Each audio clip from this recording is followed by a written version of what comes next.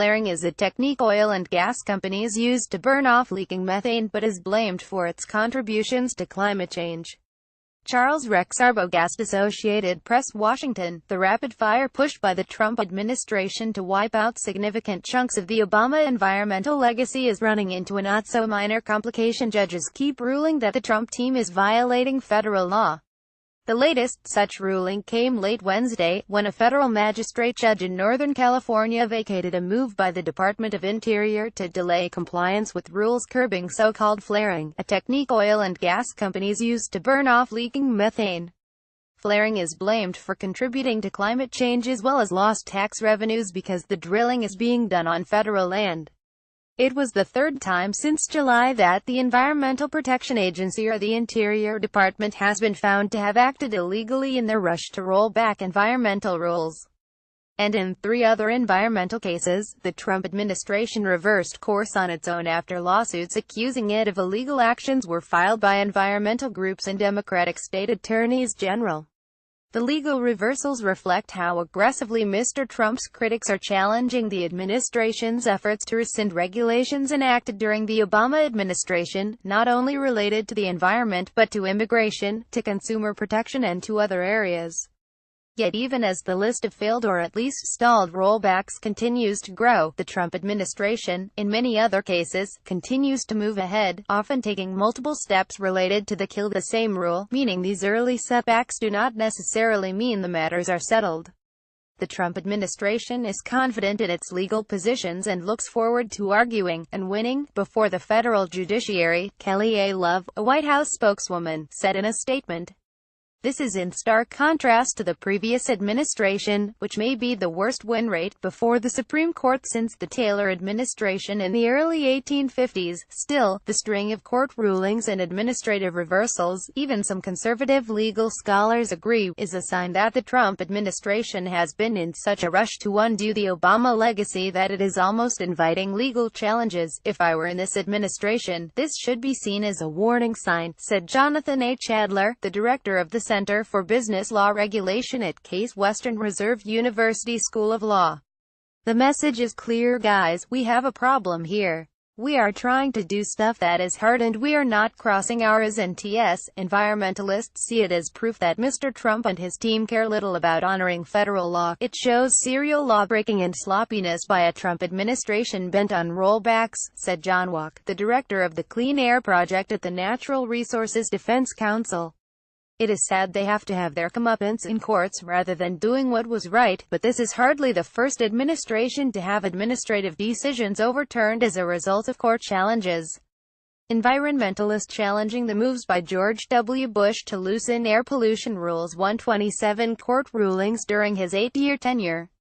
And the Obama administration itself was repeatedly challenged by environmentalists.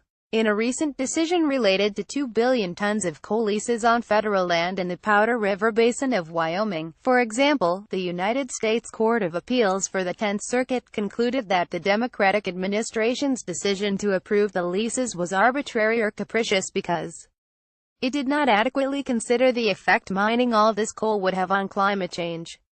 But even within the White House, there is awareness that the agencies need to be more careful to avoid further stumbles. There are concerns, Naomi Rao, the head of the Office of Management and Budget Division that oversees major federal rules, said in an interview this summer, shortly after she assumed her post.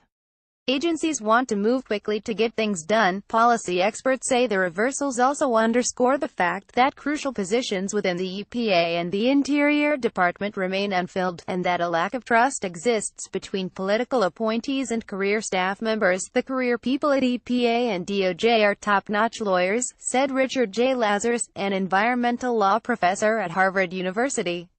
But you have political people come in, and they don't trust them at all and try to do it without them. Xavier Becerra, the Attorney General of California, who has been perhaps the most aggressive of the state officials suing to challenge Trump administration rollbacks, said he hopes the White House is getting the message. No man, no woman is above law, Mr. Becerra said in an interview, shortly after the California magistrate judge ruled that the Interior Department had illegally postponed the enforcement of the methane flaring rule.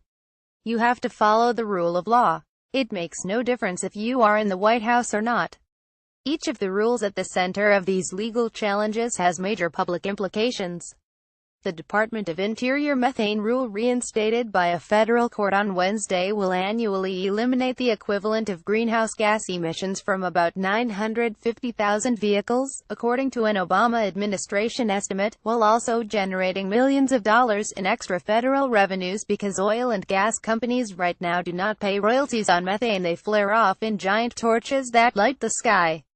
But the Interior Department, under new leadership, argued that these environmental benefits were not worth the costs. Small independent oil and gas producers in states like North Dakota, Colorado and New Mexico, which account for a substantial portion of our nation's energy wealth, could be hit the hardest, Catherine McGregor, a senior Interior Department official, said in a statement this spring.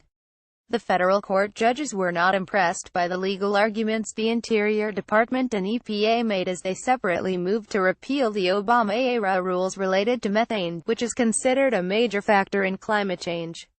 Efforts by Scott Pruitt, the EPA administrator, to postpone his agency's methane rule were unlawful, arbitrary and capricious, a three-judge panel said in July.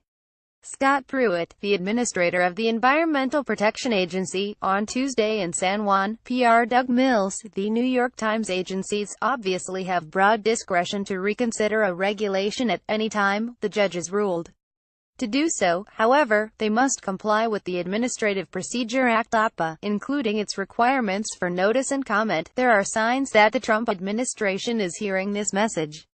As in three other recent cases, the administration has given up efforts to roll back rules after lawsuits were filed to challenge them even before any judges had ruled on the merits of the arguments. Those reversals involve rules intended to reduce asthma-causing ozone pollution, toxic mercury contamination in water supplies, and a requirement that state transportation departments monitor greenhouse gas emission levels on national highways and set targets for reducing them.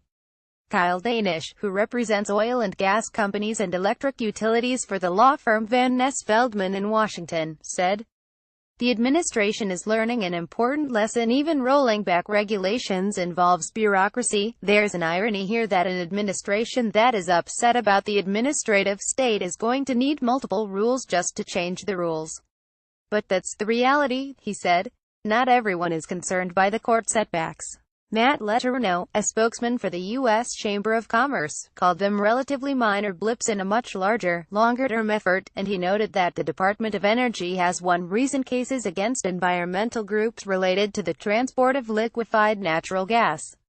Even with these setbacks, the list of environmental rules that have been delayed or reversed is considerable, including reversing freezes on new federal coal leases, offshore drilling in the Atlantic and Arctic Oceans, and lifting mining restrictions in Bristol Bay, Alaska. And just because courts are ruling against the Trump administration, it does not mean the fights are over. On Thursday, for example, the day after the court overturned its effort to delay the flaring rule, the Interior Department posted a new notice in the Federal Register indicating its intent to delay the date again, until January 2019. This time, though, the agency is inviting public comments on the delay.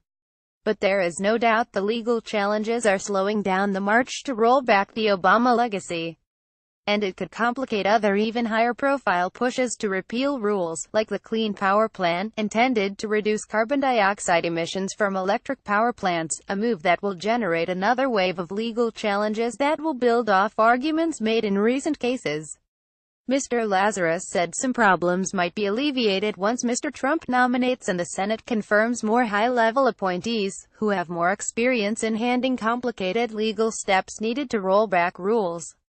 But filling these jobs has been slow. There are a lot of fabulous Republican lawyers out there, he said, and a lot of them don't want to be tainted by this administration.